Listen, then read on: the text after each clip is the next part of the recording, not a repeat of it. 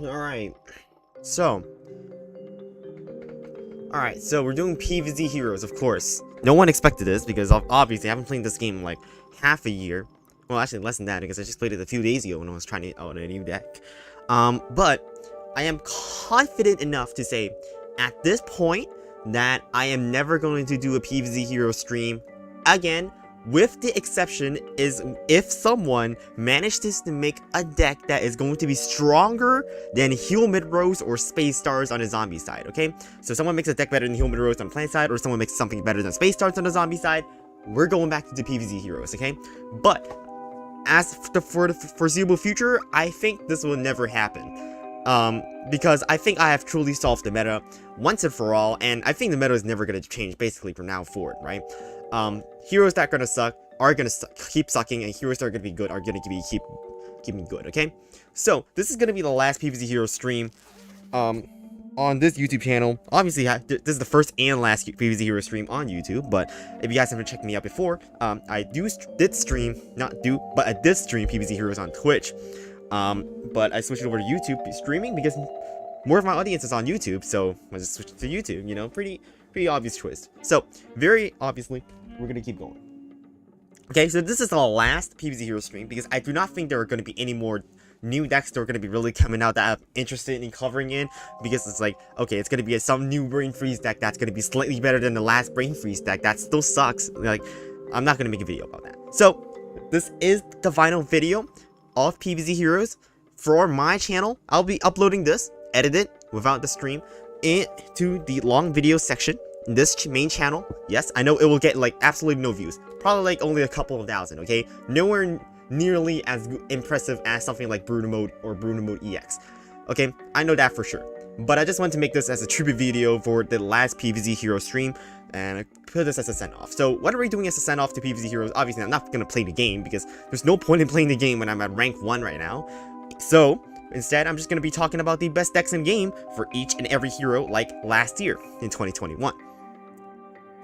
So yeah, there's not going to be pretty much any more new decks after 2022. I'm pretty sure there's probably never going to be the best decks for 2023 in PvZ Heroes. Probably just going to be the same as the best decks in the PvZ Heroes 2022, because there's not going to be change in my opinion. So we are going to be starting the video now, okay? Live. So, let's go. Oh, whoops. Oh, did not open this. No. Oh, no. Wait. No. No. Close this. Shut up. Okay, there you go. What if PvZ Heroes update comes? Okay, like, if you think PvZ Heroes is gonna get an update, then, like, sure, right? I'll be back in the game. And no time, right? I'll be trying to figure out what the best deck is again. But, of course, it's never going to happen because they've prevented this game already. So, there's no point in assuming that would happen.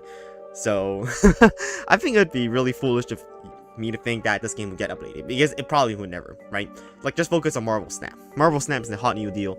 Definitely a great card game, that one. You guys can go check out if you want to. Okay? If you want to check out an actual real card game, go check out Marvel Snap. That's an actually good card game. Alright, so, let's go. So today we're going to be doing the best decks of PvZ Heroes in 2023. Haven't made a PvZ Heroes in a hot minute. Haven't made a PvZ Heroes video in a hot minute, not PvZ Heroes. But we're going to be doing the best decks of 2023. Not 2023, but 2022. So reason why I'm doing this video is because I'm doing it as a wrap up to the saga of PvZ Heroes. Doing this as like a kind of a send off to the PvZ Heroes era of my channel. Haven't made a PvZ Heroes video in so long because there haven't been any new decks that I've discovered that are going to be so much better than the other decks that I'm going to make a video about them. So, what's the new deal? In 2022, we have made a lot of improvements from the decks from 2021. And I'm confident enough now in 2022 to say that the meta has been completely solved pretty much. I am very confident the meta is not going to really improve from here on out. So this is going to be the actual best decks in PvZ Heroes, period. They're not going to be new decks. They're not going to be really anything that's going to be better, except for like a few minor adjustments. Not really any big changes. So let's just get right into it. Okay, so people are gonna be asking, oh, what's the the first thing they ask you is like, what is the meta of PvZ Heroes, right? Like, okay, so let me just answer these people their question first, okay? Look at this tier list, okay? This is the tier list you've been all waiting for, okay? Tier 1 means it's the best deck, tier 3 means it's the worst deck. Done. If you're just here for this, you're free to go now, okay? But we're here to explain all the decks right here, okay? So, same as last year, we're going from plants to zombies, and we're going from the best to the worst, okay? So, in 2021, if you guys remember, if you watched that video, in 2021, I said Rose was the worst hero on the plant side. In 2022, Rose is the best hero in the game. By far. By a very, very large margin.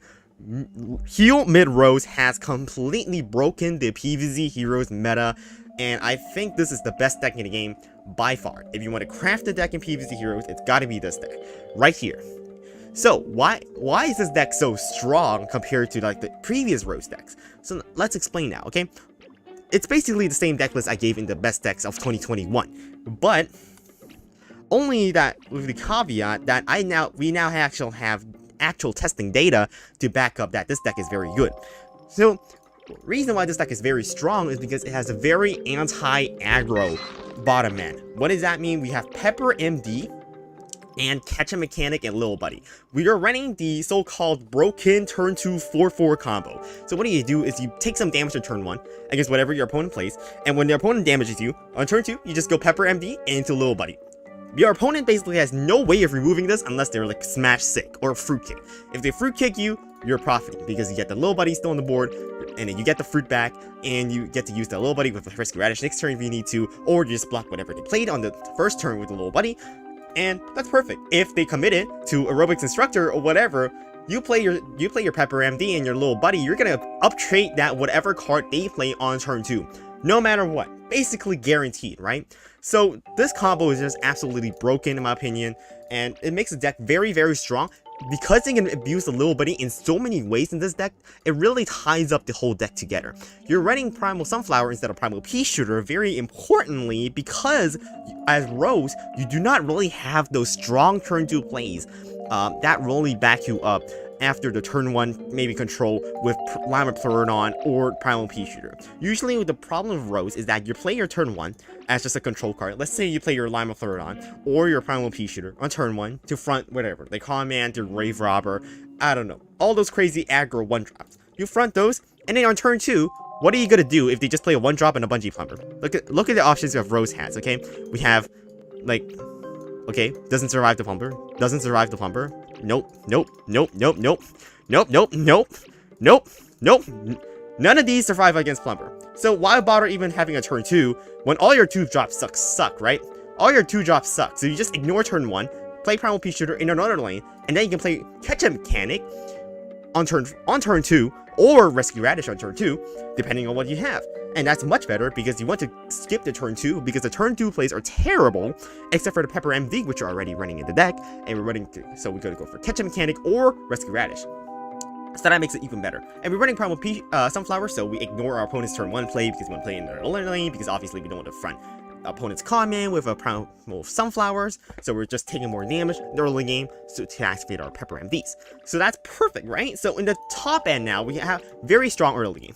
I haven't mentioned Colonel Pulp, but Colonel Pulp deals with those really annoying one health minions, which is actually a really big threat, like Teacher, this Kona.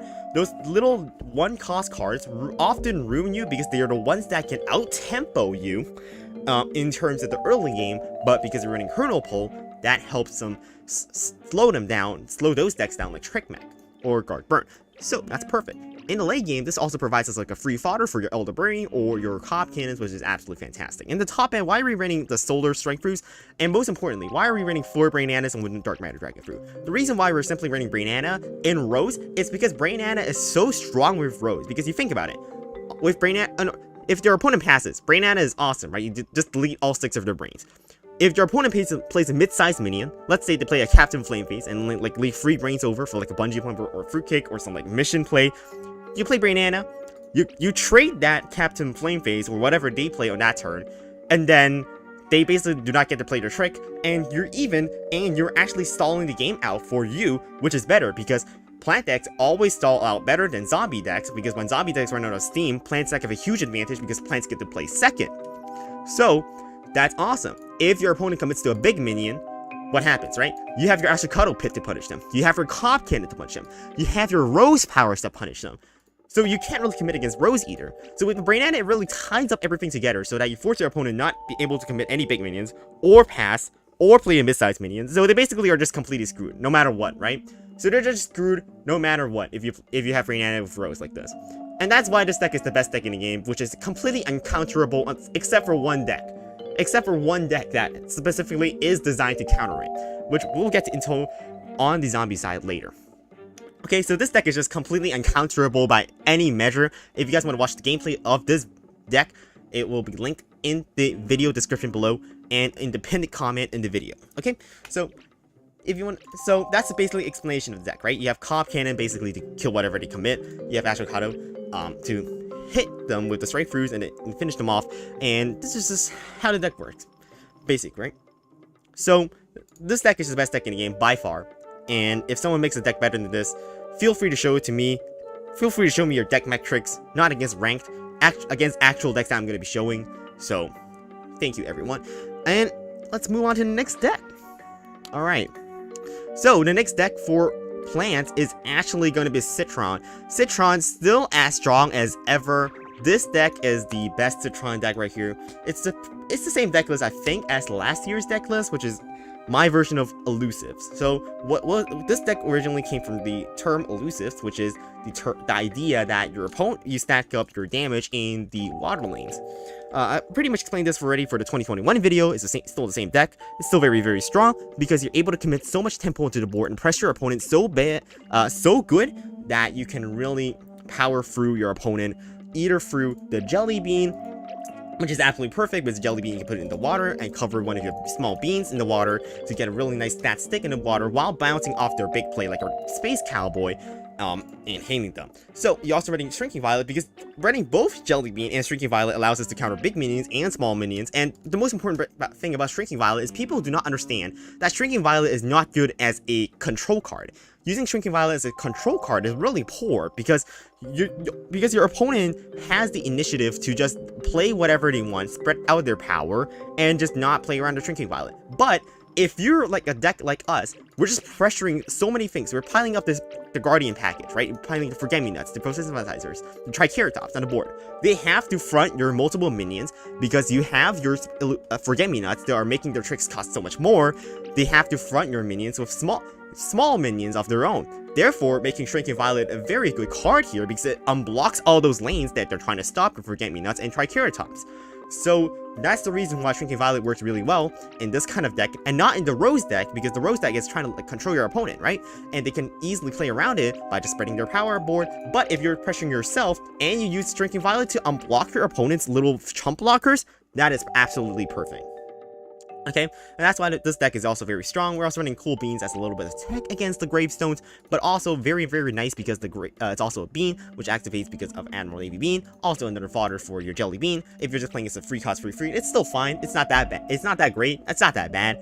Running Free Nut, you're not really that reliant on Free Nut in this deck, but Free Nut does get some value when you need to burst your opponent down really quickly when they do commit. So this is one of the other ways that you can punish your opponent if they commit into a minion, except for Jelly Bean. Running the Photosynthesizers, of course, because the Photosynthesizers, of course, synthesize very well with Forget-Me-Nuts. I'm sure if you have played the game up just a little bit, you know the Forget-Me-Nuts and Photosynthesizer are absolutely broken together because you make your Forget-Me-Nuts have free health instead of only one, meaning it doesn't die to Bungee Plumber, meaning your opponent has to be running Hardy to really counter you, but then they have to choose between Rolling Stone, your Triceratops, or your Forget-Me-Nuts, and you just roll over them with your tempo gain over time. And also works really well with your beans, of course, because it protects your Admiral Navy Bean from being Bungee Plumbered, or your Lima Pleurodon from being hurt, or your Rhodobaga. So overall, very, very solid deck. Alright, so next plant deck on the list, it's actually another it's not another Smarty Hero. That'll be the next one. But it's going to be Wall Knight. So, what is up with Wall Knight? But Wall Knight, we're actually running a really interesting version of Wall Knight control for competitive PvZ Heroes. Also, I forgot to change the deck list last time, but yeah, I completely forgot to change the deck list when I was rambling for that. So here's the Walnut deck list, Funnier Night. So what is strong about this deck is that in the early game, you see, you just have Galactic Cactus, you just have your Primal Potato Mines and Hot Days to control your opponent. When you're controlling your opponent, if they commit to like something like Space Time, Aerobics, whatever, they committed to a 2-drop, they don't have to leave any Sun Rover, you can just punish them right away with the Twin Sunflower or the Sunny Stream as the very punishing play so that you can get up your top end very easily. And it's very nice that you can control your opponent with your catch-up mechanics as well, and your whack-a-zombies. So what the hammer will do is really counter the cowboys, and it's really effective against the crazy package kind of cards because you're running the Primal Potato Mine, which really counters Barrel of Deadbeards really well, because when the Barrel of Deadbeards explodes, the Primal Potato Mine explodes after the Barrel of Deadbeard spawns a Captain Deadbeard there, making sure that we can kill the Barrel of Deadbeards very well. Hot Day to manipulate lanes in the late game, also very nice because it opens up lanes for your cop cannons to hit in the late game if you need them to. And most importantly, the funniest part about this deck is why it's called Funnier Night, is that we're running Soul Patch with Force Field because we're protecting ourselves from being hurt at all if you're just playing Soul Patch inside of Force Field, meaning that this can't be hurt. Hence, our hero can't be hurt. Hence, if your opponent is playing a crazy deck, they're likely to not have any environments. They're completely screwed, right? They just don't have any environments. They're not going to be able to remove your soul patch, so you just automatically win the game that way. And if your opponent is just trying to stall for time, look for that environment, you get so much tempo on the board with Astrocatus and Cob Cannons, they're probably not going to catch back up to you at that point if you get the combo down. It's really nice. And one notable inclusion in this deck is definitely Blockbuster. Blockbuster, very, very nice against Gravestone decks. Pogo Mug Yeti definitely hard counters the idea of the top end of this deck because most of the time you're only playing one card a turn. So Pogo Mug Yeti really does hurt you a lot because the Pogos can bounce off your one Astrocato play. They can just like freeze your Cop Cannon play. They can just bounce your Soul Patch away. Blockbuster completely solves that problem for you. Get rid of all the gravestones on the board. No more Pogo Mug Yeti meta, whatever. Just get them out of here, right? So very, very nice card to include in this deck. Definitely notable inclusion for basically all the Guardian decks today. Is that Blockbuster is absolutely perfect to counter Pogo Mug Yeti when you're trying to do these like little slow like top end plays one by one, and you can easily really find those evolution targets because in the early game you still have all these cards that you're gonna draw throughout the game that you can evolve on for the Blockbuster. Very, very nice deck overall. Very, very good anti-aggro strategies. What this deck really does struggle into is something more of an Immortitia kind of like trickster control kind of variants. But this deck is overall very, very solid into most decks. What this deck could be weak into other than something like an Immortitia control deck could be something like some kind of imp decks like Tal-Imps, which could really be really good against this deck, but sometimes Tal-Imps does also struggle with Twin Sunflower. So this deck is overall very, very solid into pretty much all zombie decks except for the Immortitia Trickster decks, or Trickstash is maybe not so great either because they have no counters to Force Field. So yeah, very, very solid deck in general. So the next deck we're actually going to be talking about another Smarty hero. That's going to be Burn. So oh, this deck is wrong. Oh no, this is wrong. Yeah, this deck is wrong. All right, we're doing this one. This one. This one is correct. Yeah, this one is correct. Okay, I don't know. Yeah, here we go. This is the correct deck list. I don't have a deck list for this one. That's bad. Do I have this one? Whatever, I'll just put this on the list. So, I think this is the next one, which is actually Cycle Cap. I think if you played some PvZ Heroes before, you've probably seen this kind of deck before. It's just Cycle Cap. You play this card, Astro Shroom, into Planet of the Grapes. Every time you play a card, because every time you play a card, this does 1 damage to the zombie hero. And because this is on Planet of the Grapes, when the Planet hero hurts the zombie hero, draw a card. Meaning, every time you play a card after you have Astro Shroom in Planet of the Grapes, draws you an extra card. Hence, meaning you can infinitely play more cards, because every time you play a card, you get another card, right? So you can infinitely just cycle through your whole deck until they have no more health because their Astro Shroom can constantly hit their face. And we're going for all-in combo with the Astro Shroom and also Admiral Navy Beam.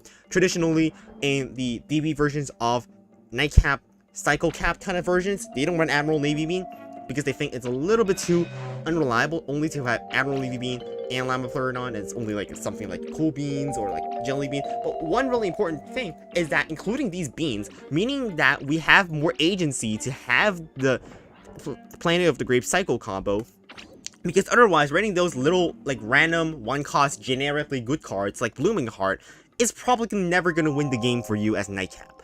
Because honestly, if you're just trying to use Blooming Heart or Banana Launchers to stall out your opponent as Nightcap, is fairly impossible, and it's fairly inefficient as well, because you're not really going all in into the Astro Shroom combo or really all in into controlling your opponent, and Nightcap isn't really particularly good at controlling your opponent, so that's why we're just going all in combo and getting that much damage pummeling through onto your opponent's face. And this is the good version of Cycle Cap, because we are running this very important card right here, Velocity Radish Hunter. When played, make a copy of this with Team Up here. Dynoroid, this gets +1 power. So what this is so good is that because it makes 2 minions, the Astro Shroom triggers twice, and if you have the Planet of the Grapes on the board, this means that this triggers twice. This immediately goes to 2 free frees on the board, meaning it has 6 attack very, very nicely. Very hard to remove as well because it's free health, so it doesn't die to Plumber, doesn't die to Chicken Ying, doesn't die to like Barrel Mission. Because there's 2 minions here, because you have to make a copy with Team Up that also has free health, making it very, very tough to remove for most opponents. It's a very, very good tempo card that's really important. Another really important card that has been added to this deck is Jelly Bean. Definitely helps punish the opponent's big plays when they commit, and helps punish Cowboy severely. Interstellar Bounty Hunter, punish that. You can also bounce off whatever big threats your opponent has on the board, clear up a lane, put it in the water, get to the win. Very, very nice, and you can play this on a full board as well, so it's really nice, right? So notably, we're not including Gloom Shroom, of course, because Gloom Shroom is too expensive. It really just doesn't do anything, except for just doing like a Berry Blast or so. And Jelly Bean is often just more relevant because it puts a more relevant body on the board in a lane where your opponent can't block it because you put it in the water, so it's more effective to get more damage to your opponent's face. Running 2 Sonic Blooms, very, very nice card just to finish off your opponent once you get that cycle combo going. So yeah, all in Cycle Cap, very, very nice here. So what's in next deck here for the plant side? We're actually going to Grass Knuckles. Grass Knuckles, as good as it is, not that great right now because of a lot of counters from the zombie side, such as Trick Stash, such as Space Stars. Not really that great overall anymore, so this is kind of like the below average plant decks already. But yeah, still a very, very good deck. So we're talking about FryEmUp. Last year, this was the best deck in the game. Now, no longer is, right? Now is no longer the best deck in the game.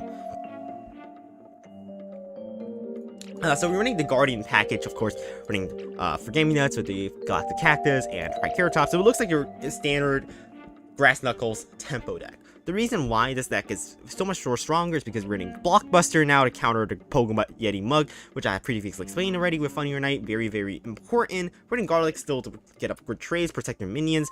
Double Min is also very nice in this deck because it forces your opponent to wait on the turn 2, make sure they don't commit, or else it becomes kind of impossible to remove after this grows like once or twice. After the Double Min goes twice, your opponent's basically never going to remove it because it's 8 health. So even if your opponent commits on turn 3, you just do Double Min, Photosynthesizer. Crazy Heroes are never going to remove it because they only have Fruitcake, right? So, or they have to skip their entire turn 4 next turn and commit to removing just this one minion alone for Barrel Mission. So very, very, very, very nice card to include here to pressure your opponent. Obviously, we're still running Triceratops, which is the better version of Double Min, so you would definitely want to have more Triceratops.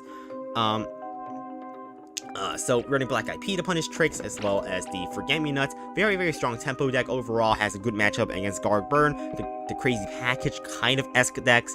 And most importantly, this deck is not very strong into something like Tal-Imps because your opponent has the agency to just wait and then just teleport their imps in, and you don't really have any way to counter Toxic Waste Imp as Grass Knuckles except for Hot Date. So it's really important to run a couple of these in your deck to counter the Toxic Waste Imps, and also be very good against like the crazy threats like Aerobics Instructors, or just opening up a lane is always really nice with Hot Date. So always running Hot Date in Guardian decks as well. So one interesting card to run in here, Red Planet, right? You run Red Planet because when your opponent removes a card from the Red Planet, you can play another card into the Red Planet, and these have to spend a big removal again. So So instead of just placing one big card on the board and it just gets removed the turn it's played, you can keep playing the small cards into red planet and keep gaining value out of the red planet over and over again, and that really punishes your opponent very, very well. If you're scared of it getting covered because your opponent passed a couple of brains,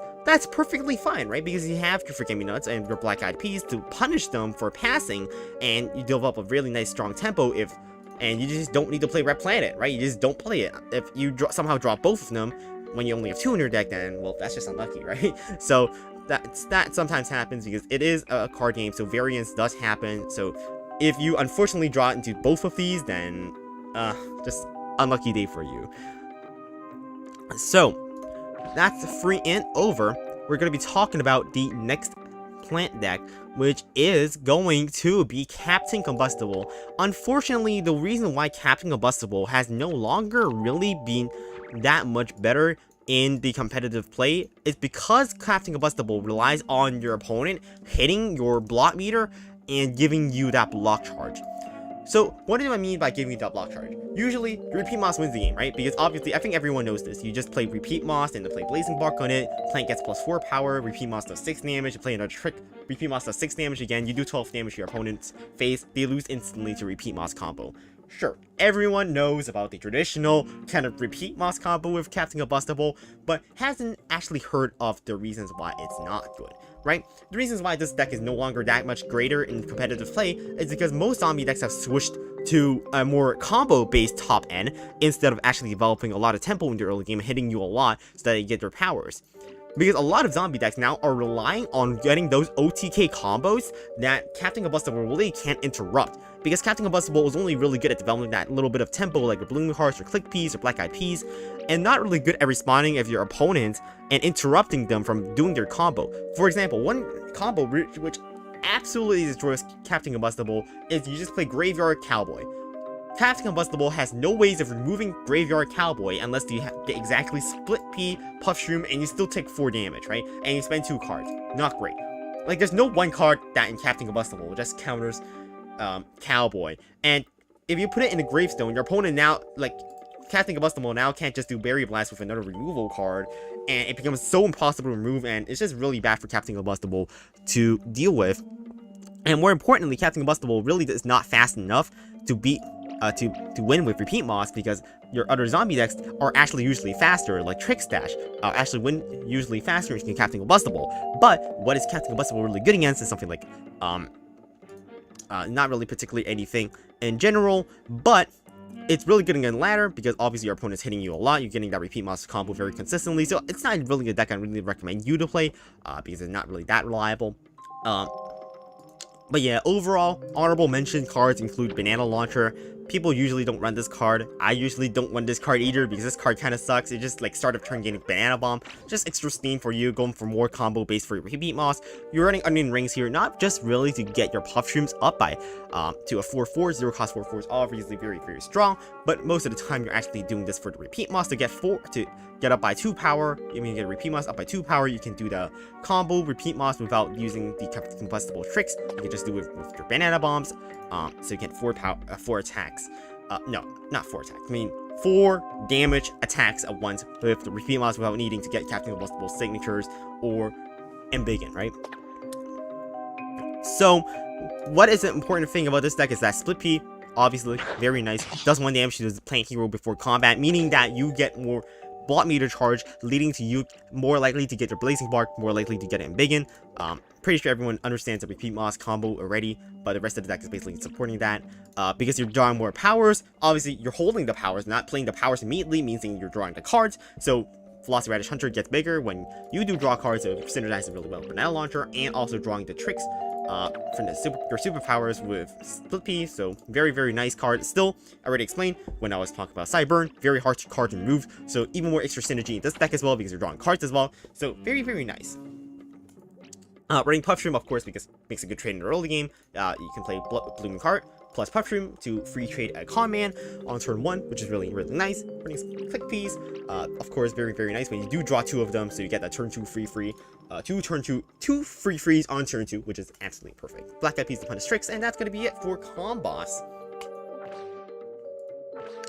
So now we've talked about the combos, we're going to be talking about the kind of the bad heroes now. So what are the really bad heroes in the on the plant side? In my opinion, Chompzilla, the Solar Flare, Spadal, and Green Shadow are the below average, really not good plant heroes in PvZ Heroes. Just because of what they have access to as their cards. And I'm going to be explaining why they're not really that great, right? So we're going to be starting off with Chompzilla, which is probably the best of them all, of the 4 heroes. We're talking about Red Mid. So what is this deck? This deck is literally just, we copied Mid Rose, but then we're running like Mega Grow, so it's not actually good, and we end up having to run a bunch of trash in the early game, like Haunted Pumpkin and Bok Choy and an Ice Spore to really make up for the fact that you're not running Mid Rose. So I mean, like, there's no reason to really run this over Mid Rose because it's literally just a worse version of Mid Rose, in my opinion. So not much to explain. It's pretty much the same thing, except you don't have Brainanas, and now you're just forced to run a Mega Grow. So just running pretty meh Mega Grow cards are like somewhat decent. Not really any reason to run Chompzilla, in my opinion. Running Haunted Pumpkin. This card's not actually really that great anyways, because it does actually die to Plumber, and getting 2 damage getting 2 damage is really not beneficial anyways. It's really only used because you do need to be able to counter some things that have more health with Haunted Pumpkin. And getting 2 damage early, getting 2 extra damage on turn 1 really isn't that going to be that much greater than just having like extra sun and skipping your turn 2, really, in my opinion. But you don't really have that strong turn 3 play like Rescue Radish alternatives, so that's why you're just running Haunted Pumpkin instead. You really don't have another good turn 3 play other than Catch-Up Mechanics, so I don't recommend you running Chompzilla. It isn't really that great. Honorable mention to something like Saman Stalzilla. This deck is okay. Not that great either. Pretty terrible still. You're running Captain Cucumber of Onion Rings. I think Onion Rings is just a really bad card. It's too slow. It doesn't really give you enough value. And it's really anti-synergetic with any of the cards you're trying to run because you're running tempo cards, but then like you kind of need to play them before Onion Rings, and then if you play all the cards before Onion Rings, then why you're running Onion Rings? Because Onion Rings because if you play all your cards before Onion Rings means that you don't get your cards Onion Rings, so you end up getting not much value if you're having to play tempo early game. So yeah, overall just Chompzilla, meh hero, not great. So what's the next hero, right? We're talking about like Green Shadow, right? We're talking about A-Beans. So what's really A-Beans really strong against? A-Beans is a aggro beans, which is actually really good on ladder. I think really good on ladder because you're pressuring your opponent so much with the early beans. You're spamming Admiral Levy Bean and a bunch of really good tempo cards onto the board to aggressively punch your opponent down and win a game faster than they can. It's because one of the things of Green Shadow, right? Green Shadow has basically no control cards available to you. You basically have no control cards, right? Like, you're not running any control cards with Green Shadow. Obviously, it's a terrible control hero. You don't have any good tricks to control your opponents, or you have good plans to have good amount of stats. So you're just trying to win faster than your opponent with beans. And this is the key to this deck, is Admiral Levy Bean. Because every time you play Bean, you do damage to your zombie hero. Obviously, very strong. Because every time you play these cards, you're going to get 2 damage to your opponent's face and win faster that way and bursting your opponent down. And this deck is really not that great because of the zombie meta being crazy heroes and being really able to answer the little minions that Green Shadow is able to play on the board. Green Shadow really doesn't have any high health minions, so it's really difficult to make any deck for her. It does not really reliably survive against crazy heroes, and that's just why this deck is not that great, but it's still very nice on ladder. Fry didn't make a video about this specific deck list, so I recommend you check that video out. I think he made a pretty good explanation of it. So yeah, still running Click Peas, of course, very nice tempo card, running Black IP, Rutabaga, just generically good cards in here. Jelly Bean, of course, still punish your opponent for committing a big minion on the board, and that's it for A-Beans. So now we're talking about the bottom 2 heroes. We're gonna be talking about Spadal. This hero is just bad, unfortunately. Like, there's not really any reason to run this over something like FryEmUp, because you're running Kabloom for no particular reason, in my opinion. You're running Kabloom for no particular reason, and Kabloom really doesn't offer that much more, other than like Berry Blast and Velocity Radish Hunter. Like, that's it, right? The only things that Kabloom offer for this deck is you run Velocity Radish Hunter and Berry Blast. Not really sure why you ever want to run this over something like FryEmUp, which is so much better tempo-wise, and also controls much better. Again, you're running Blockbuster, the Guardian package for tempo in the early game. You're running the Blockbusters to counter Poga Yeti Mug. Running Star Sword here, very controversial inclusion in this deck, but it actually works really, really well because it's a second kind of free nut to help you win, and helps you win more because when you get the Velociraptor Hunter, it's really, really nice. Draws more cards for your dinos, it's to make them grow, and also buffs up most of your roots, Garlics, Triceratops, your Velociraptor Hunters, and Blockbusters, all of our roots. This Potato Mine, also a root, so got some decent root synergy here, but not really reliant on Star Sword because it's not really that great. Of course, you know the professional FryEmUp rant of saying why Star Sword is not a good card. One interesting inclusion here, like Poppin' Poppies. Poppin' Poppies really interesting inclusion in this deck. Really like Poppin' Poppies because it really works well with free nut, protects all your cards on the 6th turn, and heals your face, which is really nice against a lot of combo decks in the nowadays because it makes their combo ceiling at a higher, it creates a higher ceiling for the combo decks to break through. So really, really nice synergy with the free nut as well. And it kind of makes a lot of sense because it also does give you more fodders for this, it gives you more late game to play. So overall, not that great of a deck, but I think this deck is better. I might be wrong. It's just reliable Molekale. So ready? So I'm trying to run Molekale competitively in this kind of deck. Kind of a joke, also kind of not a joke. So what this idea is that you again, it's like Funnier Night. You control your opponent's early game. So what you do, you control your opponent's early game by playing Galactic Cactus. You have Primal Mine. A lot of control cards to split out, right? You got Primal Mine, Galactic Cactus, obviously all these great cards. You do free damage or whatever. Awesome, right? You have Holiday. You also have Shamrocket. But the top end for Sputto is so bad because look at the finishers that Sputto has. Like, what are you running as your finisher? Like, you're running Electric Blueberry? Buchanolith? Like, Buchanolith does nothing. These are opponent Rolling Stones it, or Fruitcakes it, so it ends up doing nothing. Like, no, too slow. Terrible card. Not a good card. This is terrible. Grapes of Wrath too slow. Colonel Corn really doesn't do anything. Walnut Bowling obviously way too slow. So instead, what are we doing? We just stall with Poppin' Poppies and Soul Patch to soak up that damage, and then we follow it up with a Molekale.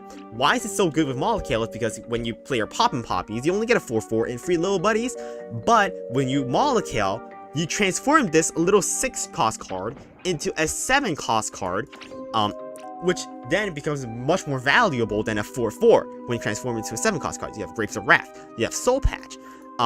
So very, very nice to transform this into a 7-coster, which is awesome because you get the 6 off the heel when on the when played ability, and then you get the Molekale to make this even better.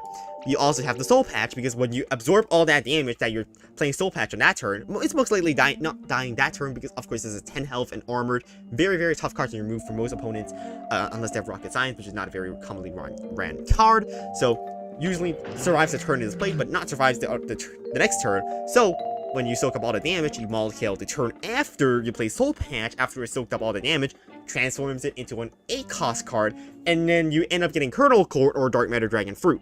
So you get Dark Matter Dragon Fruit, obviously absolutely fantastic, or you get Colonel Court to clear the whole board out. So absolutely fantastic transforms as well. Also running Paracup is really nice because when you Paracup something, you front their minion, when it destroys, you get the Mama Pair, this one, the 5-cost, 5/4, the Grizzly Pair. You can Molekale that into a 6-drop, which is obviously very, very nice because you're transforming a 3-cost card basically into a 6-cost card by just using this to front a minion, okay? So obviously we're also running Fireweed as a little bit of environmental control. If your opponent's running Area 22, definitely don't want to die to that. Obviously still running Blockbuster because we're kind of on a Pokemon like Yeti Mug because we're still running the 1 card per turn kind of top end right here. Very important to run Blockbuster. Notable inclusion includes Velociraptor Hunter. Overall, just very, very solid card because of course it's hard to remove. It's also really, really nice in this deck because it's because you play 2 free drops and you can Molekale them immediately on turn 7. But one really important thing is that you do not want to Molekale your Velociraptor Hunter. If you play this on turn 3, you're usually your free cost 2 free that grows by 1 every single turn is going to be better than the 4 drop you transform it into. So do not play Molecule after Velocity Radish Hunter on turn 4, because we calculated the odds. Usually, you do not improve the stats of the Velocity Radish Hunter by transforming into a 4 drop, because there's just so many bad 4 drops in the game, okay? So just don't do that, okay? So, if you play this on turn 3, do not play Molecule on turn 4 if you play this on turn 3. So yeah, overall just very, very solid control cards here into the stalling top end right here. And we're gonna move on to the worst plant hero, but gotta be Solar Flare. Unfortunately, this hero sucks completely because this deck sucks. Do not run Pine Clone. Pine Clone is an absolutely terrible card, and I think I need to like find out my little thing I wrote on Discord before, because I need to remember all the points I've made before about why Pine Clone is such a bad card. Pine Clone with Solar Flare, a classic, but also a classic bust because it's such a terrible card.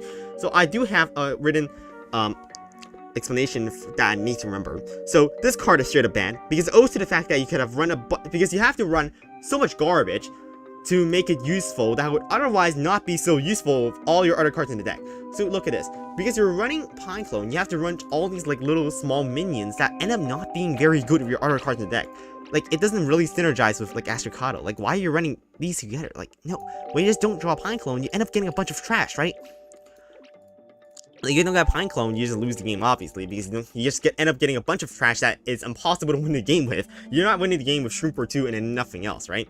Like, you're not winning the game with just Astrocados and Elderberries and your Velocity Radish Hunters. Like, that's never gonna happen, basically, because you're just playing random dry crap in the board and not protecting them ever, okay? Like, sure, you can get a really big Pine Clone board in the mid-game, but when you draw the half of the deck that wants to be played before Pine Clone, after you're ready to do Pine Clone, what do you do with the cards that you haven't played out, right? Like, I play out all the cards that I need to play for Pine Clone to work out. I'm playing all these, like Shroomper 2s, whatever. I play my Primal Sunflowers, my Kernel, okay, whatever. What happens to those cards after I play Pine Clone? They become worthless, right? They just become worthless. Why would I want a Shroomper 2 or whatever, Kernel Pulse, or like Twin Sunflowers after playing Pine Clone? You just don't, right? It's completely useless. So it just ends up making the deck so bad because you're hurting your own quality of your deck by just having to include cards that are good for Pine Clone. You're hurting the overall quality of cards for what happens after you Pine Clone. So after you Pine Clone, you just lose the game. Like, so unfortunately that happened. So obviously the glaring issues running the card are apparent. Unfortunately, this is the bad cards because it requires so much support cards to make it work. It just ends up making it not good overall. Both because of the inconsistency and also having to draw those bad cards after you Pine Clone. So yeah, this is not a good hero. And Solar Flare, like, again, if you're just gonna make like something with Pepper MD and catch a mechanic, it just ends up being a worse version of Humid Rose, right? Like, you end up running Kabloom for no reason because they're just like, what does Kabloom offer that Smarty doesn't, right? Not really a whole lot except for Berry Blast. Like, that's it. Like, I will not run Solar Flare instead of Rose because Rose has so much better powers and also has Brainana and Rescue Radish to abuse their little buddies even more. So, not particularly great to run Solar Flare. Definitely the worst plant hero in the game. So yeah. And moving on to Beta Carotina. If you want to run Beta Carotina decks, don't. Beta Carotina decks, not do it. Just run Citron decks, okay? Just run Citron decks. Don't run Beta Carotina. Terrible hero because of terrible powers. Very, very bad powers. This power is absolutely awful compared to Citron's power. Like, this power is absolute garbage. I think everyone playing the game probably knows that this power is absolute trash. Also, why would you run Lightspeed C when you can just, like, run really good tempo powers? Like, with Citron, when you can protect your board, right? Like, you just conjure 2 random tricks. Like, who needs 2 random tricks? And plant tricks suck. Plant tricks are so bad, guys. Don't run Beta Carotina. Just go with Citron. Don't buy Beta Carotina when it comes to the shop. So, yeah. Alright, and that's gonna be it for the plant heroes, and we're gonna be moving on to the zombie heroes next. And that's a wrap for the plants, okay? A lot of talking. Alright, we're gonna be cutting there. So let's talk to chat for a minute here.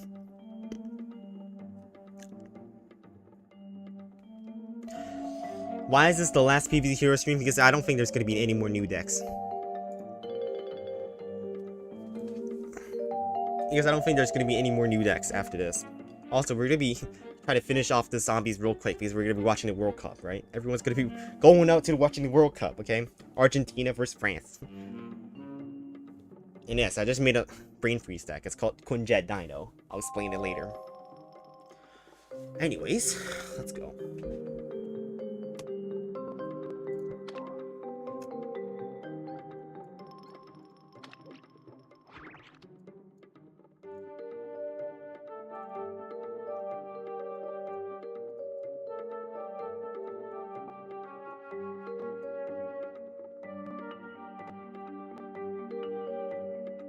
Alright, so we're going to be moving on to the best decks for the zombie side. So, this is the best zombie deck currently in PvZ Heroes.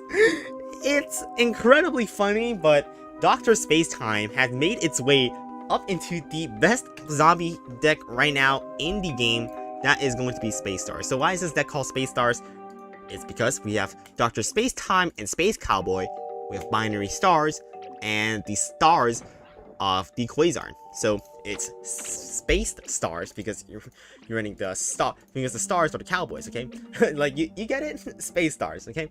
So the main idea of this deck is that you're running that really strong OTK combo because all the OTK combos in PvZ Heroes are so strong. You don't want to be charging opponent's bot meter. You want to make your deck as uninteractable as the zombies as possible because plants have so good anti-aggro options that you often just need to run that really solid combo that your opponent can't answer. Graveyard Cowboy just completely screws with basically most heroes that can't answer it at all turn it is played. Think about it. Having 5 health as a zombie is so much better than having 5 health as a plant because plants do not have attack-based removal compared to zombies. Because, like, think about it, right? You play a Garlic, it's much easier for zombies to remove a Garlic compared to them removing a Dr. Spacetime because plants do not have attack-based removal. They don't have Rolling Stone. They don't have Fruitcake to get rid of that immediately, right? And the removal is so much more weaker, so your Dr. Spacetime ends up sticking so much more. Your Space Cowboy ends up sticking so much more because it's 5 health. So you can't just directly compare stats from the zombie side from this plant side, and that's why Space Cowboy is so strong because it's so hard to remove as a 5 health card. So obviously, very, very broken card, moves to the right when it hurts the plant hero. Basically, if your opponent can't kill it, it's moving all the way to the right until they block, and if your opponent gets really unlucky, you end up doing 15 damage in 1 turn, so it instantly wins the game against a lot of heroes, including Captain Combustible, because you're just ending up doing this whole lot of damage, killing all their plants. They end up spending like 3 plants or 2 plants to kill the Space Cowboy with the turn it's played, and then they just end up like losing all their tempo, and it's like, oh well, I don't have any tempo left on the board, and you just did like 8 damage to my face. Okay, I guess we lose, like, you know. So that's amazing. What else is really good about this deck is that, of course, we're running the Crazy Package Removal. The Crazy Package Removal is Spongy Plumber, Exploding Fruitcake, Barrel of Deadbeards, and Final Mission. What makes this combo very, very strong? They're the best removal cards in the game, and also the best unblockers in the game. So you want to run the Fruitcake because when you Fruitcake something in front of a minion, you open up that lane for your minion to hit face, which is really, really important. Not only is it a control card, but a very, very strong unblock card because it's almost impossible to have something more than 7 health because it does 7 damage to a plant, and having something with more than like 7 health, like that would require something like Mirror Nut, which is absolutely terrible. Or you have to run something like, I don't even know, Soul Patch. Not a whole lot of cards have more than 7 health from PvZ Heroes for the plant side. So Exploding Fruitcake ends up just removing whatever they hit plant in front of your minions and guaranteed them hitting phase. Extra points for command, doing the extra damage. Not really that relevant. Most relevant is just having that unblock. Obviously running Barrel of Deadbeards for Mission, very, very strong because when destroyed, do 1 damage to all plants and zombies and make it for free. So you play this, and you play Mission on turn 4, so you do Barrel on turn 4, and then do the mission on the same turn. So you end up doing 5 damage to a plant that you target, or you can just do 4 damage to phase, and then you get that 2 cost 4 free on the board immediately. Absolutely broken. It's very, very nice. Running Quasar has been discovered as very good because Quasar, when it's like a free cost card that includes your superpower, it's like a free cost 2/2 of a superpower. That's not that great, right? Like because you end up playing your superpower for basically 2 brains, and you get a random 2/2 on the board, which is really not that great. But what makes this really great is that it's a Conjure Synergy card. So when you conjure and you have space time on the board, this superpower ends up being completely free, so you can feel free to play whatever minions you have and just play that superpower. And obviously superpowers are obviously very, very good. often very good removal, or just card draw cards in general. That work well with your deck. It's getting like Smash Sig, getting Lightning Bolts, obviously very nice. Also that little bit of 2/2, very nice mission fodder as well. After you get the superpower done out of the way, you can just use a final mission on top of your Quasar to make it target something else the opponent's played. Maybe they played like a Triceratops this turn and they didn't do photosynthesizer, so you can just do Quasar, your power, and then just final mission it to get a lot of tempo on the board, open up the lane for space-time, doing a lot of things, okay? It's very nice. Running 2 line dancing zombies just as a great mix-up, making sure that if we play binary stars, opponent is not just 100% expecting binary stars, but also have to play around 9 dancing zombie. Ends up being very nice as a little bit of a great mix-up. Also running binary stars because binary stars ends up being very good with Smoke Bomb. When you run Smoke Bomb with binary stars, Smoke Bomb, best unblock card in the game, probably for the sneaky side. Because you play this for only 1 brain, you only need to leap over 1 brain, but then you can move this to whatever lane they don't have a card, and just do 8 damage to your face, which is absolutely perfect, right? Or you can just play Bungee Plumber to do 4 damage to a plant in front of the binary stars and open up that lane to do 6 damage, which is also very relevant. So very cool. And also very honorable mention here, binary stars with strike through minions, very cool, because you end up doubling that strike through to hit your opponent's face to do a lot of damage to them. Running Dr. Spacetime is very nice. I haven't even mentioned why this is very good. It's because it's overall very sticky on the board, meaning that your opponent is likely not going to remove it, and if your opponent doesn't front it, you end up drawing a very good card, and 75% to 80% of the time, you're drawing a card that's going to be better than drawing a card from your deck because of the discounted, right? Okay, when the card is discounted, it's so much better. 4-cost Cryo-Yeti, so broken. 4-cost Supernova Guard, so broken. 3-cost Interstellar Bounty Hunter, like, you just want to run these cards. Like, if these cards are just like 1 less, just cost 1 less, you're basically auto-including them in your deck anyways. So it's basically better than drawing from your deck if you're discounting the cards by 1. Because in general, the Galactic Gardens cards pool is also much better than the average PvZ Heroes card, because the premium set has the most garbage cards like Kangaroo or Firefighter. And you're only drawing from the Galactic Gardens set, which is the set 2. So you do have very good guarantee that the card you're going to be drawing is probably going to be very good. Notably bad things to draw from this, I don't even remember anymore, but I did make a tier list about the bad cards that you can draw from Space-Time. Things like Cryo Brain, which is absolutely horrible. So yeah. But yeah, overall, very good cards usually come up with the Dr. Space-Time, so works out very well. And also, why we're running the Graveyard, because of the Cowboy, not just the Cowboy, putting the Space-Time in the Graveyard, also very good. Becomes a 2-cost 2/5, which is perfect because it doubles the power that your Space-Time has, making it not a block charger, making it trade very well against opponents or plants, because they play Triceratops into there. Their Triceratops actually dies to your Dr. Space-Time if it has 2 power, so very strong.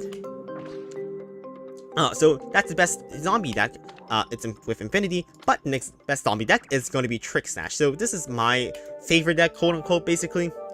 Professor Brainstorm, definitely one of my favorite heroes to play.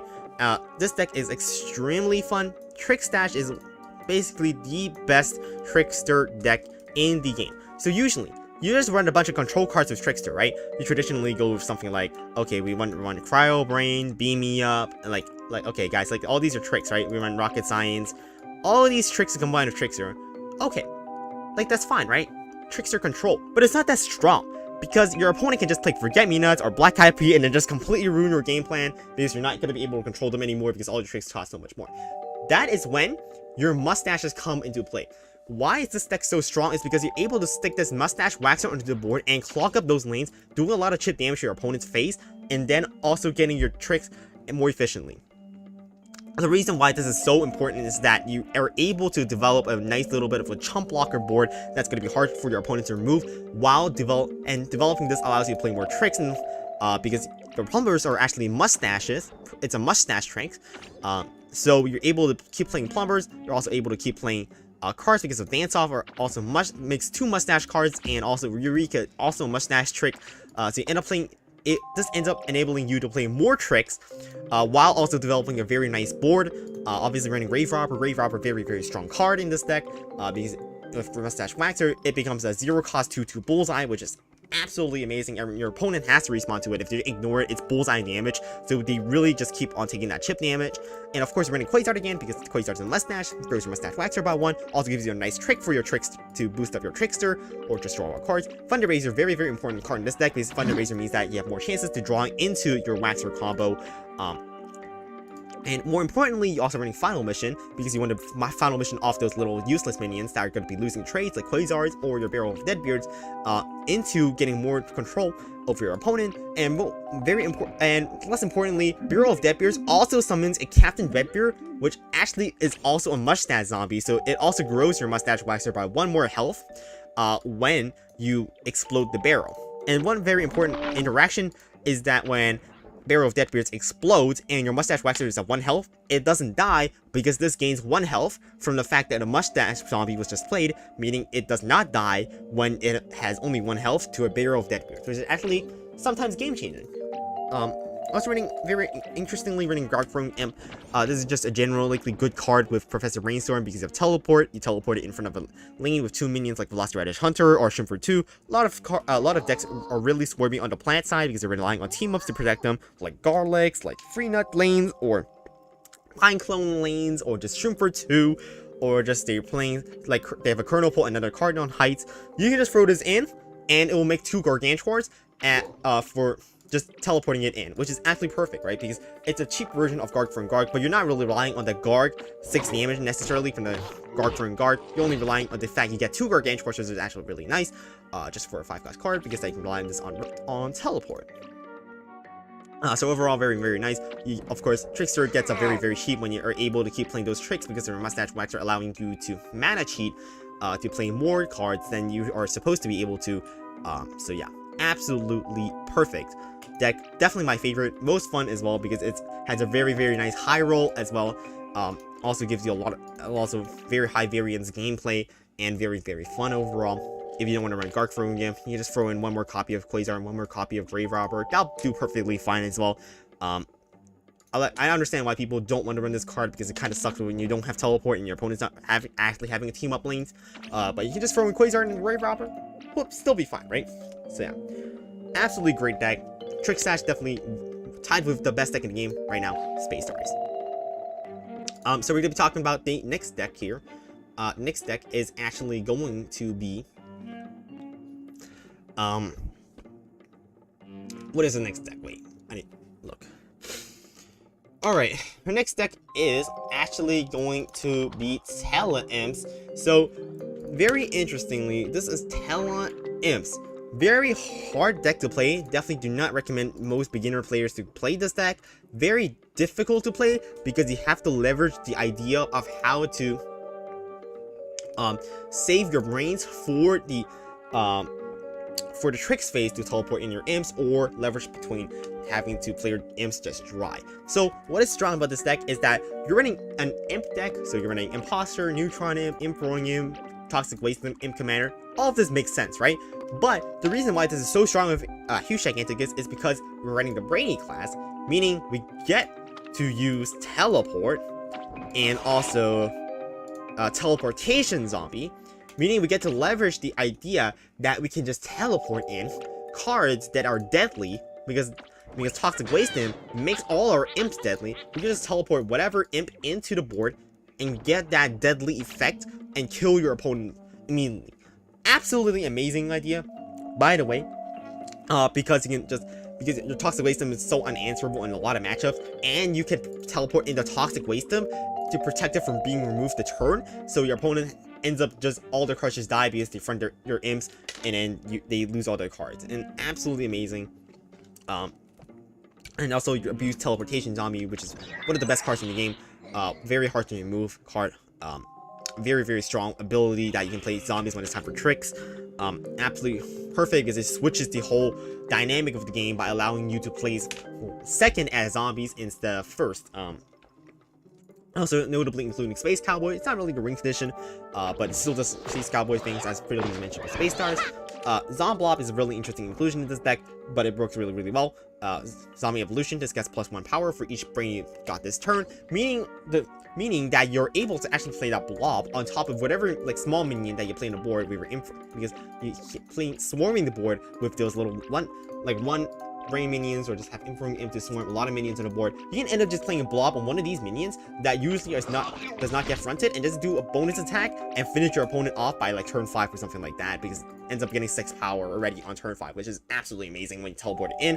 So not having some hybrid win conditions here, putting Imp Commander here as well, because you're drawing into more swarmy cards to get your Stomp Blob combo going as well. Running back your bounces as the removal cards.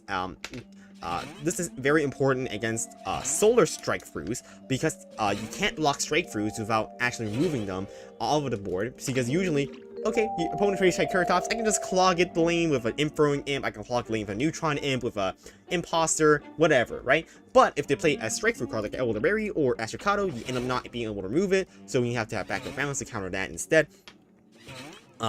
Which ends up being very, very nice, only costing 3 brains for us to remove that little big threat off the board, while their threat costs like 5 or 4. So very, very important.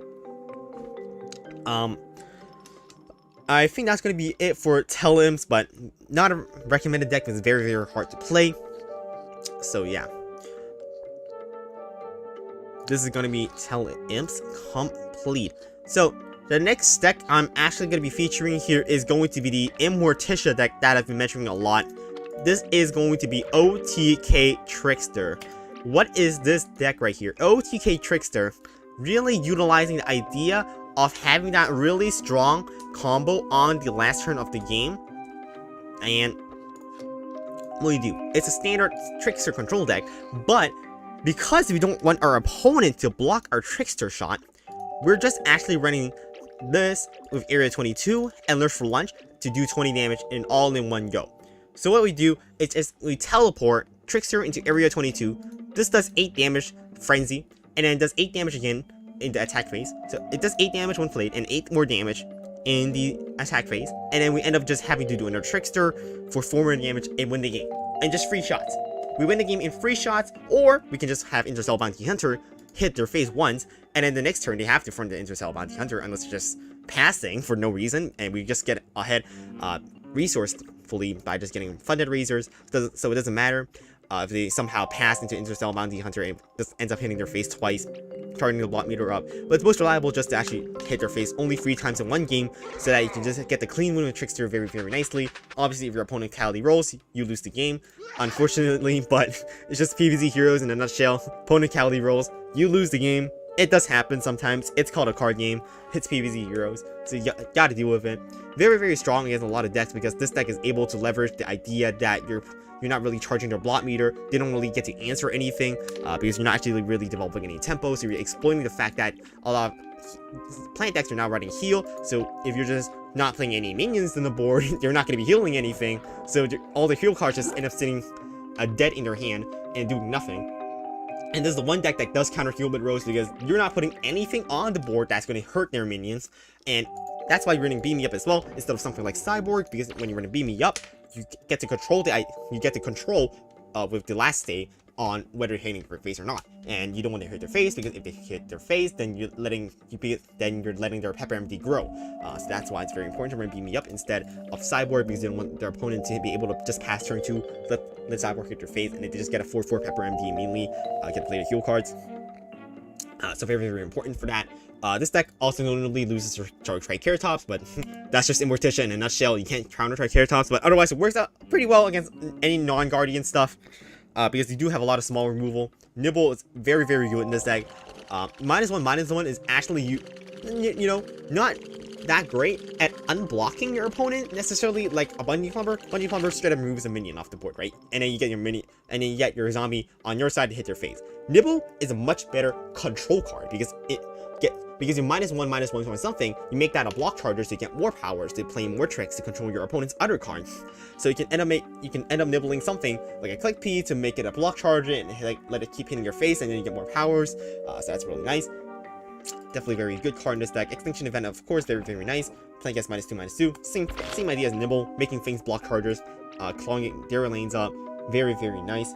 Funded Razor to draw into your combo, very importantly. Intercell Bounty Hunter, more card draw. Plus, very importantly, it is a hunt card and one way to get that last 4 damage that you need on top of the 16 damage burst you get from Trickster here. So yeah, that's gonna be it for Immortitia.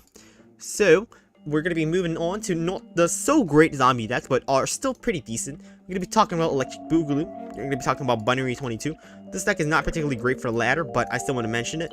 Binary 2022, very interesting deck indeed. Running the idea of running just control cards in early game to stall out your opponent or gain a little bit of tempo, such as playing Cheese Cutter, Dog Walker, Cyborg, and your crazy package removal cards to really leverage the early game really strong tempo control cards with your Cheese Cutter. So obviously Cheese Cutter, very good card. I'm sure you've probably heard of this before, because you force your opponent to front it, or just having Dog Walkers to gain tempo on your opponent. Very strong early game. And then in the late game, you play Binary Stars into Area 22, and what this ends up making is a 5/5 with Frenzy, and it does double damage, and so therefore it becomes a 10 attack, 5 health. So you end up just hitting your opponent for 10 damage with that 1 Binary Stars.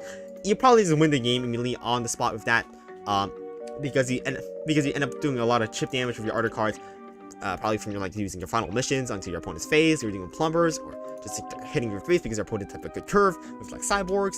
Or just, you play this card, which is really important against Guardian decks, is that you run Hippity Hop Gargantuar, because it ends up having 7 health in Area 22, meaning it does not die to free nut plus another card, hence making it very nice to break through a free nut lane, making it very good against heroes like Spadal, and also any kind of Kabloom hero, because when the Kabloom hero tries to remove this, obviously you make mystery eggs in other lanes, meaning you clog your opponent's board up otherwise with those eggs when they try to remove it with damage-based removal, ended up making it very good. Obviously, this deck sucks against Rose, because Rose just immediately goatifies this Hippity Hop Gargantuar, or just Grave Slicks or Binary Stars, or just ends up clogging your lane, Brianna to make them have last say. Very important that this deck does lose to Rose, so that's why it's not ranked that high.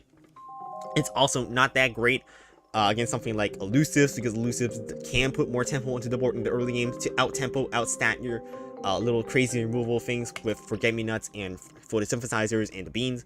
And the Jelly Bean is also very important, as well as Cool Bean countering Binary Stars, and your Jelly Bean just overall just countering your Hippity Hop Gargantuar if you end up having to play it. But overall, Area 22, very important card in this deck to help you break through with your big minions in this deck. And also very notable that this deck is not that great, because now people are running a lot of Blockbuster, so it's not particularly great against Guardian either. Binary Stars ends up being not that great against Guardian, obviously, because Blockbuster just removes it. So yeah, gotta be watching out for that. Definitely want to play Hippity Hop Gargantuar instead of Guardian matchups, but obviously if you're playing Spadal, they could be running Shamrocket, so it might not be that great still. So yeah, not that great of a deck, but definitely still worth checking out if you're interested in playing some Boogaloo control. So the next deck we're going to be talking about, it's going to be Z-Mech. This deck is, in my opinion, not a good deck, but people say it is, but I don't think it is. It's just Garg Mech right here. Garg Mech, basically running traditional aggro package with Z-Mech. And running Gargologist to help you cheat out those Gargantuars early on, onto the board very nicely. With the Gas Giant and the Hippity Hop Gargantuars.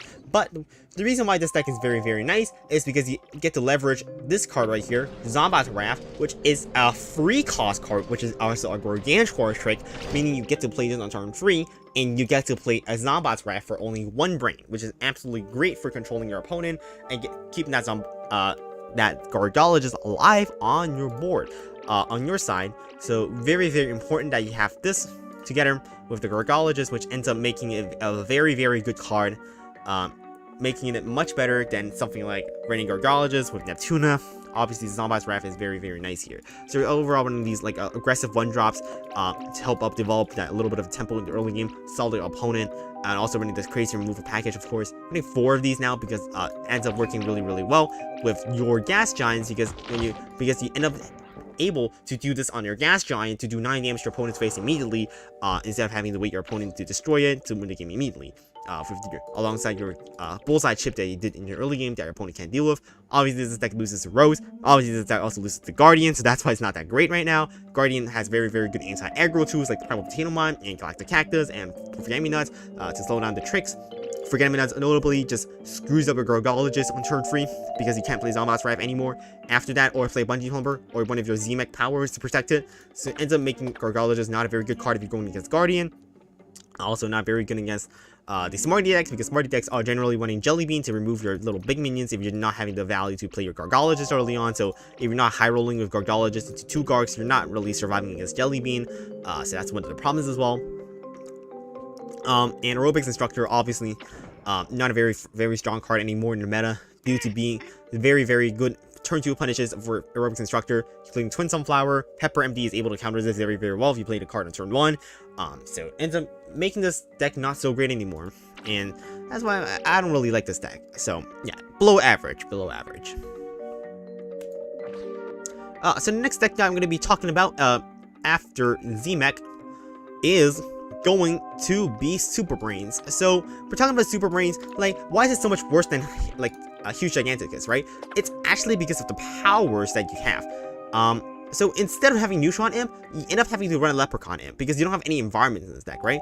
So you end up having to run a Leprechaun Imp instead, and this is why Huge Giganticus is such a better hero than Super Brains, because its powers are so much better with Tal-Imps. Obviously, HG's sake. Everyone knows that this power is absolutely broken when you're playing on turn 1. You just automatically win the game. Like 25% of the time, you just automatically win the game because this power is absolutely broken. You make everything basically free and then you just spam the whole board. Opponent can't deal with it. Usually you just concede on turn 1 if you see this happen. So yeah, I'm very, very strong. Obviously, you get the environment that's going to cost less. So it synergizes with your Neutron Imp very nicely. You can just play Neutron Imp plus any environment you get, because the most that an environment costs is on the zombie side, it's free. So you conjure the environment, it costs 1 less, it costs only 2. So if you have Neutron Imp in your hand, you end up playing the Neutron Imp plus the environment guaranteed on turn 2, if you end up playing her for on turn 1. So you also have Ice Moon, because Ice Moon means that it's another environment for your Neutron Imp to do a bonus attack after it just you play Ice Moon to protect one of your minions. Also opens up a blob lane, and that's why it's so much better in Huge Giganticus, because you end up having this right here. Very, very nice to open up that lane for your blob to just hit phase guaranteed without needing to have to use a backward bounce or lush for lunch to break through one lane if your opponent clocks the lane. Ice Moon, very cheap way just to get strike through to your opponent's face. Obviously, this card is also awesome. 1 cost 2 free bullseye, overstat card. Also an imp right here, so extra points. Because it's also an imp to help with the Tal-Imps board plan. Also, notably, we have this one right here, Teleportation Station, which is absolutely awesome, because you end up able to get more teleports from Teleportation Station, because 25% of the time, you're going to be able to have this in your starting hand, meaning you're able to actually get more teleports and just keep getting more teleports, which is obviously very, very beneficial to our deck where you're trying to teleport things in. Super Brains does not really have that power otherwise, but it's still decently strong, but it's nowhere near as good as Neutron Imp exploiting those environments. That's why it's ranked much more lower, much worse against every single deck. Cut down to size, obviously pretty awful power. Pretty much everyone knows cut down to size. This is not very good power, because it ends up being useless most of the time when just having it in the starting hand. Super Brains power, like, carried away. People say this card is good with Blob. I don't really think it's that great with Blob, because, like, why you're not just running, because, like, this is just, like, Ice Moon also just activates your blob anyways. So why bother running Carried Away when you just, like, Ice Moon? Basically, that's the same thing, right? Because, like, unless your opponent has literally nothing on the board that you don't need to unblock. But Telepathy, very, very good power, drawing you to 2 cards. But overall, HG is still better. You have the 25% auto win, the Synergetic Imp, the teleports that you get every single turn, and the Ice Moon to unblock, much better than the Carried Away. And also more utility, because protect your minions, because it freezes whatever plants you get. Basically just the same deck, but with Leprechaun Imps. And that's why Super Brains is worse than Huge Giganticus for Tal-Imps. And yeah. So what's next is that going to be Smash. So why is Smash actually very interesting? We're running Mop Package, not really mopping, because we're not actually running Janitor in this deck, but we're actually adapting this idea of Smash, like, so this is called Papega Smash because the idea was pretty Papega, but it's actually pretty real. So you're running just you know, very genetically good beastly tempo cards. Yeah, the cheese cutter, the dog walker, the cyborg, but we're running notably the gladiator to soak up those little bits of damage from your opponent if they're playing the Astro Shroom, to playing those little aggressive cards. Also works really well because you're playing on hunting grounds, ends up being an overstat card that your opponent is forced to face, forced to front, because you're giving a hunt, meaning, and you get a +1/+1, meaning it's a 1 cost 2/4 armor that your opponent has to front, making it an absolutely awesome card. Also works really well when you have the black hole to pull your opponent over, because the black hole makes your opponent have plants there have -1 attack, and plus the armored effect you have on Gladiator makes it so that it's not very likely that it's going to get hit, so it makes it survive on the board even longer. They end up stalling even longer, and because they're not going to want to move that minion out of the hunting grounds, or they're going to be forced to play into the black hole, because usually they don't want to play anything outside of hunting grounds because the zombies have hunt, and if you play something out of the hunting grounds, you just move the zombie out of hunting grounds and it gets +1/+1 again. So they end up just naturally playing into the environments here, making Alien Ooze an absolutely perfect card, because usually you're not really getting the value out of this, because usually they don't, like, players just don't play into the environments, right? They just don't randomly play into environments knowing you have Alien Ooze, but because hunting grounds here, very nice effect to force your opponent to basically front the card inside the hunting grounds, to not move it outside the hunting grounds. You basically are guaranteed to be able to use Alien Ooze here in the hunting grounds, or because they're just having, or just black hole, because it moves the card into the black hole anyways, able to use the Alien Ooze as well, so making this a very nice removal card, making it -6/-6, very cool. So this is nasty with the Rolling Stone as well, works really well with Black Hole, making us able to remove basically anything with 3 or less power, hard counters or carrot tiles very well, also really able to hard counter something like Solar Flares, Pine Clones with Extinction Event, also explained previously with something like Immortitia, we're able to make something block harders, so we're running just like Interstellar Bounty Hunter to really capitalize on the card draw and outlasting our opponent. So this was a really important part of the deck, is that we're outlasting our opponent in the long run with the going viral spam that we can get in the late game with all these like chump blockers, ending up out-tempoing our opponent in the long run. So that's a Neo DB version of the deck, but we also have the Value Edition deck, which is this one right here. This one is wrong because you have 1 Weed Spray for some reason. Yeah, let me take that out of the deck. The 1 Weed Spray was in there for no reason. Should not be there. But this is the Value Edition of the deck. Running this deck, I like running this deck for ladder instead, because you do have the Intergalactic Warlord to really buff your whole board a whole lot more, and then also synergize with your Synchronized Swimmer. Synchronized Swimmer, one of the best beastly cards right here. Able to copy whatever you have, able to get more tempo on the board easily, and very importantly, amphibious, so your opponent can't front it. So very nice. Intergalactic Warlord, I think, is very nice in this deck, especially because you're having a lot of small minions that are going to be chump blocking.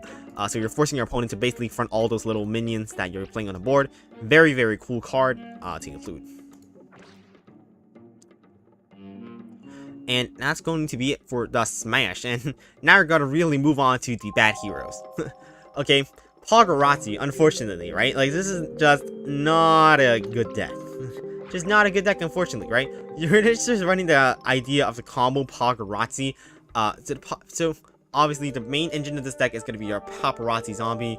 You're just basically trying to OTK your opponent with Paparazzi, and finishing them off in 1 turn by growing this extremely big, right? Extremely big, grows +1/+1 when you play a trick, and you play those with your healthy treats and your things. You can really get that attack on the board really nicely. And you're trying to install into your deck, and yeah, wait a second.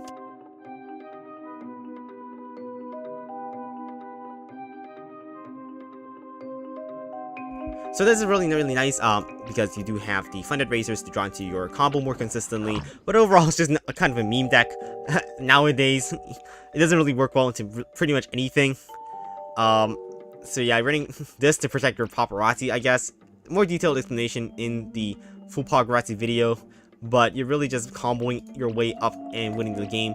Your teachers that are going to be very important, making your tricks cost 1 less, so you can play more tricks in 1 turn, and just comboing to going virals. So yeah, not particularly very great. But we also do have worse heroes, which include